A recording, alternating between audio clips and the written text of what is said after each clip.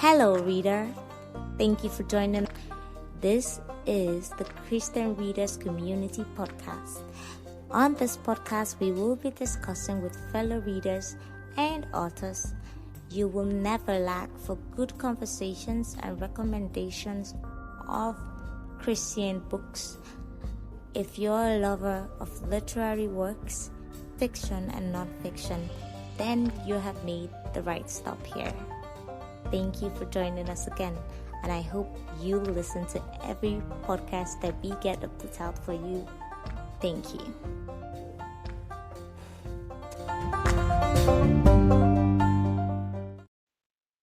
Kat Roedell, author, creator, speaker, started as a file clerk and climbed into strategic management. She takes very complex ideas and makes them easy to understand.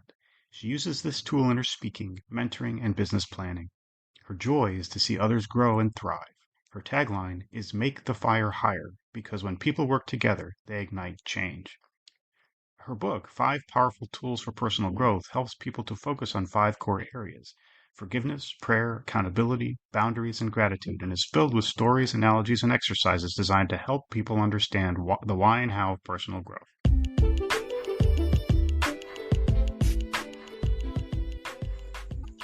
Hello everyone, and welcome back to the Christian Readers Community if you've been following us. And today I have with me another amazing lady. She wrote this powerful book, and I would like you to hear directly from her. I read this book and I really learned a lot, and I'm going to be asking her about some of the things I learned for clarification. Welcome to the show, Kat Roedell. Thank you. It's a pleasure to be here. Let's talk about your book. You wrote this beautiful book and it's titled 5 Powerful Tools for Personal Growth. Tell us about the book, 5 Powerful Tools for Personal Growth. Well, this came out of a mentoring and accountability program that I was working with the first start of the book. I was working with women that were in recovery for alcoholism, and we would do our accountability program to figure out if they were on track for their recovery, the roadmap that they needed to do. And part of what we did afterwards was called Going Deeper. And in that group meeting, what I did is I listened for the common threads and common issues that the women were having in their recovery, and then we tried to address those things to help bring healing and growth for people. I am a business mentor and consultant. I do a lot of business analysis, but I'm also a Christian, and I've been a Christian since I was a very young child. And most of the problems I found with both those women in recovery groups and also my clients fall within those 5 core areas. And the areas are forgiveness, prayer, boundaries, accountability, and gratitude. And I believe I can't just talk about something and teach you how, what it means. I have to give good, solid, practical ideas of what to do and how to do it. So the book is written in kind of a workshop style. You can still go through it individually, but it works well with groups of other people because then it kind of forces you to take that time to do the inventories, to learn about who you are and learn about who God is at the same time. There's a point you wrote in your book that really, really resonated with me, and it's about boundary making. So you made this beautiful point. Could you tell us more? Just a few. I know you mentioned a lot a boundary maker can do, but just give us 2 or 3 crucial ones out of all the points you wrote down in your book.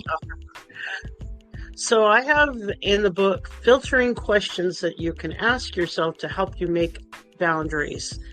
And the reason you have those questions is when we're learning how to make boundaries, it's very easy to go back and say, oh, I really don't want to hurt that person's feelings, and I don't want to feel this way about something or that way. And we will roll back on our decision.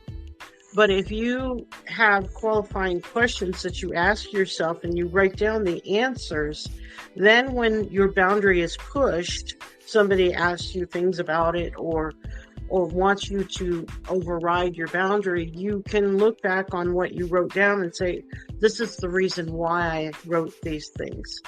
So, for example, I put in the book 2 types of boundaries. You could have personal boundaries, or you could have, now the word just escaped me. You can have burdens on your time. Somebody wants you to do something for them. Those kind of activity-based boundaries. And a personal boundary, you might ask, does this person treat me differently than they treat other people? Because sometimes you'll find that you're being treated much differently than somebody else, and you need to establish a boundary because that person that's treating you differently isn't considering who you are. And then next question would be is, do they respect my no? I've had people in my life where I've told them no, and they just keep pushing and pushing and pushing to get their own way. And God does not manipulate us, coerce us, bully us, or control us.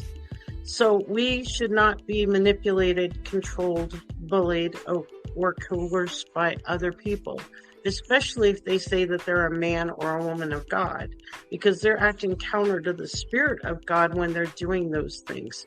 So establishing personal boundaries is about making sure that you don't get bullied, you don't get manipulated, you don't get controlled, and you don't get coerced or have lots of pressure put on you to change your mind.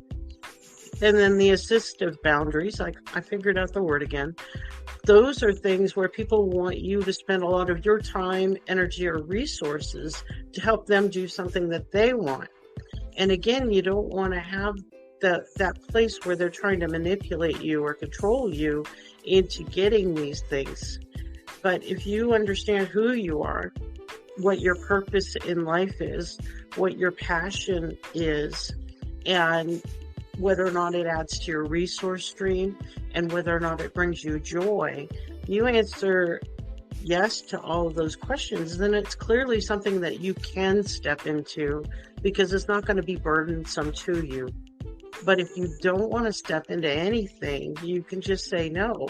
And if you've got your intentions written down, your ideas about those things written down, then it's easy to understand within yourself why you said it. Now, it's also important when you write down your boundaries and write down your answers, you don't have to justify those to anybody. Your no should be no, your yes will be yes, and you don't have to explain to anybody else why you made those decisions. It's not really their business. And if you really feel on an assistive boundary, for example, that you should help for a while, then set a deadline date and say, I can work on this for 40 hours or I can work on this for 4 weeks. But at the end of this date, this is not what I'm called to do. You're going to have to find somebody to replace me. And God will honor that. And when we walk into places where we don't belong, then we're standing in somebody else's way sometimes. So we have to be certain to let that space be open so God can put the person in place that needs to be in place. Someone listening might be saying, easier said than done. These are the people who are probably finding it very difficult to say no. As a matter of fact, when they say no to a boundary breaker, they'll be like, it feels like they're going against everything their conscience or everything they believe is right. So what are the actionable steps that people in this situation can start with for those who are unable to say no? Right. Well, the first thing that you have to realize is that you are the one that gets to establish the boundaries. And you need to find the ways to remind yourself that you've got them established and it's okay to enforce them.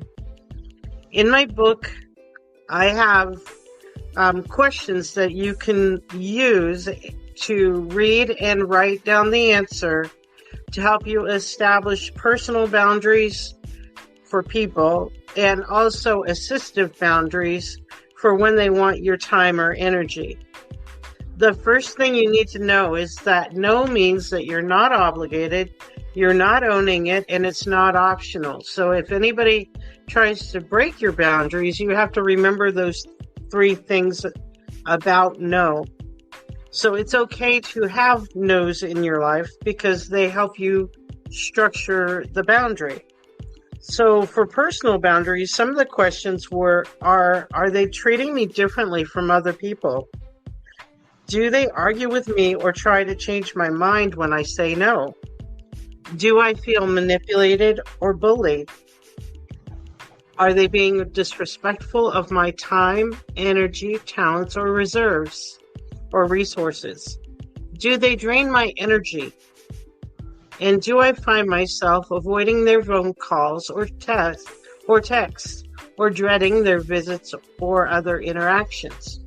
So if you're answering yes to all of these questions and you're thinking about a specific person, you know that you need to create some boundaries because these are all red flags or situations that you need to realize are part of having a healthy relationship with someone. We shouldn't be in a relationship with somebody who drains our energy, for example, or they don't respect our time or our resources. So once you write down the answers why you said yes, write down some examples of why you said yes for the personal boundaries, then you can set up time frames that you could, if you don't want to cut that person off entirely, you decide when I go to visit this person or I have them come over, it will only be for a half an hour. I've already set the time, or if I've got to go to this party and this person is there, I'm only going to be there for an hour. After that, I'm going to leave. I also recommend bringing somebody along with you to those meetings because people who behave badly personally on one-to-one conversations are a little bit more likely to be nice when other people are around.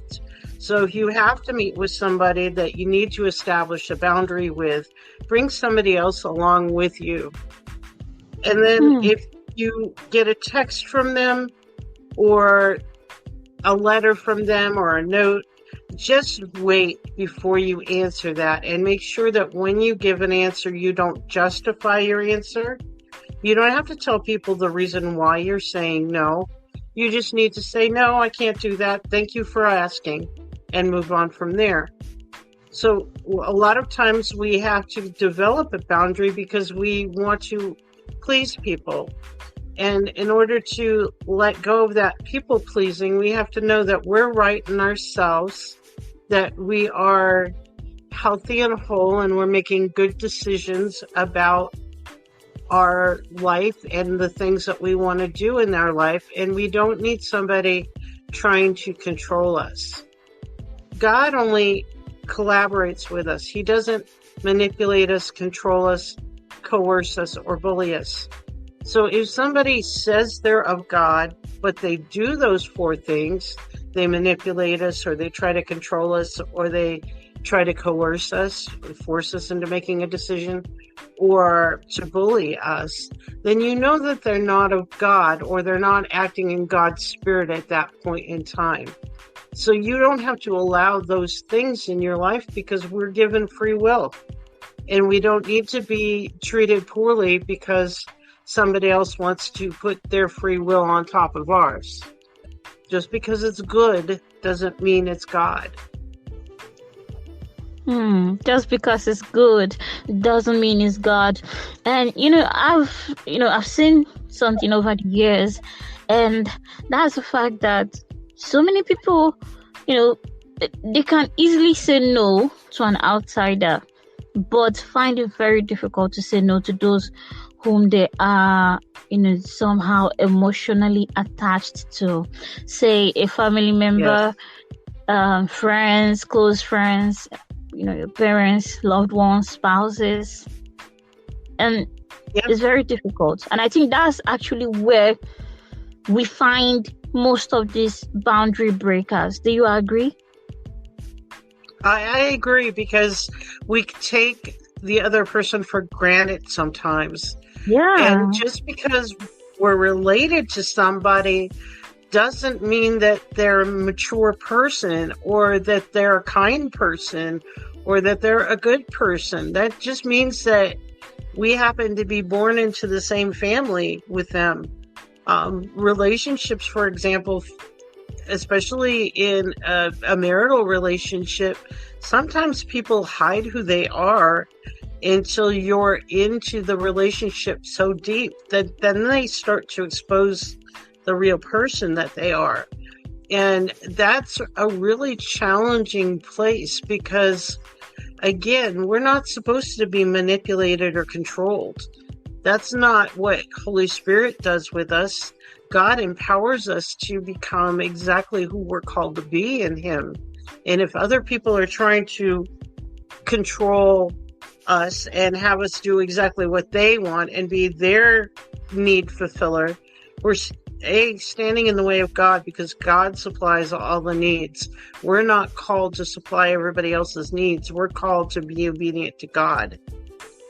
So when we're in a relationship and it turns to this point where we realize that they're not being the nicest people in the world for us, then I would advocate, if you can, get into counseling with this person.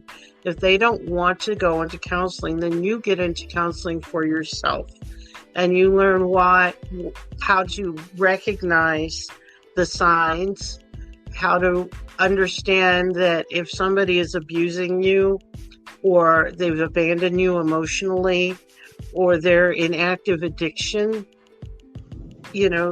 or they're in adultery. Those are 5 serious areas that we really have to consider if we need to still be in that relationship. If it can't, God can do anything. He can restore anything, but we have to work our part of it to make it healthy for both people that are in that relationship. And it's very, very hard to do. I know. I've done it before. I've had to do it before, and counseling didn't work, and talking didn't work, and compromising didn't work. And, at some point, God said, you can take care of you, and you can take care of your children, but you're not responsible for this other person. You need to let it go and let me deal with it. And it was, like I said, it was very hard. It went against my grain and what I believed in the Bible. But in that case, there was alcoholism, there was adultery, there was abandonment, and there was verbal abuse. And so all 4 of those things were in that place, and I had to step out and trust in God and walk away. And I have blossomed hugely since that point in time. I've grown through these areas. I've learned how to establish boundaries. I did a lot of work on myself. I still pray for that person every day. I still care about that person, but I care more about me being the right person I'm called to be in the eyes of God and being obedient to God than I do about being in a relationship with somebody who isn't capable of being in a relationship. I highly recommend this book to everyone listening to us right now. It's a very helpful book, and it's nice for both workplaces and for individuals. So thank you so much, Kat. Before we go, if someone wants to get this book, where would they be able to do that? Well, it is available on Amazon.com, 5 Powerful Tools for Personal Growth. And also, I will. I have some copies myself that I can ship. Those would be available via catroedell.com, and I have those signed with an inscription, so the price is a little bit higher than if you buy it through Amazon. But either way, it is available. It's also at all the major booksellers, and my publisher is Trilogy Publishing, which is a subsidiary of TBN, the Trinity Broadcast Network. So we've got a good spread of where it is at in the marketplace. Okay, thank you so much. Then what about, do you have say social media, mailing list where anyone can subscribe, or social media where anyone can look you up? Yeah, they can go to catroedell.com and sign up for my mailing list. I also have an online shop if anybody needs some notebooks or some inspiration art that I've painted is on there too. So, but when you sign up for the mailing list, I promise I'll get something out. I'm still working in this, learning how to be doing a newsletter.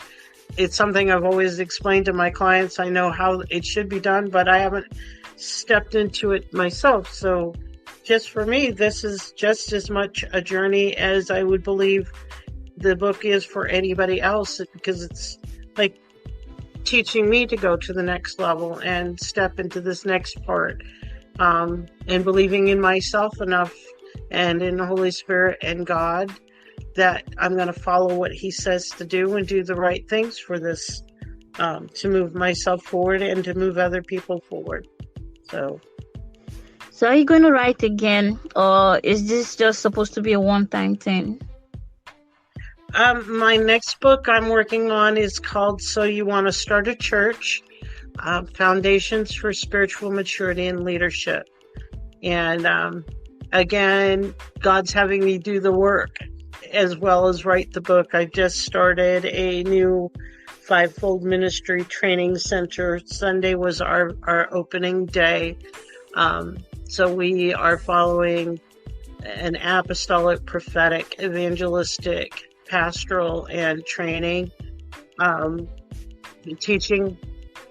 So we have different people doing different parts and pieces and going out and being the hands and feet of Christ to the people around us in our neighborhood and our community. That title sounds intriguing. Yeah. Yes, we're going to be on Facebook Live as soon as we get enough people to like us. So Faith Freedom Fellowship is the name of the training center. You can find it on Facebook. If you want to join and like it, you're more than welcome to. Okay. All right. No problems.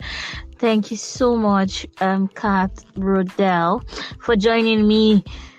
This has been a wonderful conversation with you, and I hope that when your next book, releases, you'd come back to tell us about it. Okay, I will do that. Because I would definitely love to have you back. Thank you so much once again. Thank you. Yeah, and thank you very much, everyone, for listening. Glad you got this, and I'll be back again. So until I come your way again next time, saying stay safe, stay blessed, and bye-bye, everyone.